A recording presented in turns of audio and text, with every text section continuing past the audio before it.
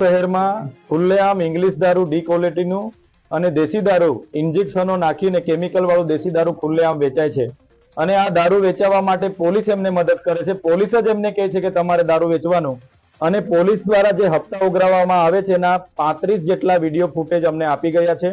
એમાં LCB, SOG અને બી ડિવિઝનના તમામ પોલીસ અધિકારીઓ હજારો લાખોના હપ્તાઓ લેતાના આ વિડીયો ફૂટેજ અમારી પાસે આવ્યા છે.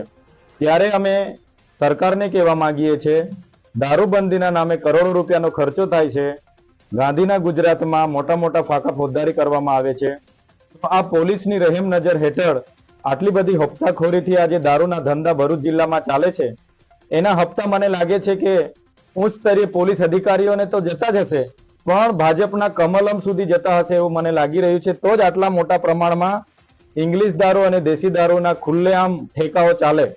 સરકાર અને પોલીસ તંત્રને અમે કહેવા માંગીએ છીએ, જો આ ઠેકાઓ અને પોલીસે જે પણ લોકો આમાં હપ્તાખોરીમાં જોડાયેલા છે એમના પર જો કાયદેસરની કાર્યવાહી નહીં કરવામાં આવશે, જો યોગ્ય કાર્યવાહી અધિકારીઓ પર કરવામાં નહીં આવશે, દિન 7 પછી અમે રોડ પર પણ ઉતરીશું, એ ઠેકાઓ પર જનતા રેડ પણ કરીશું અને આવનાર દિવસોમાં ખૂબ મોટું આંદોલન થશે.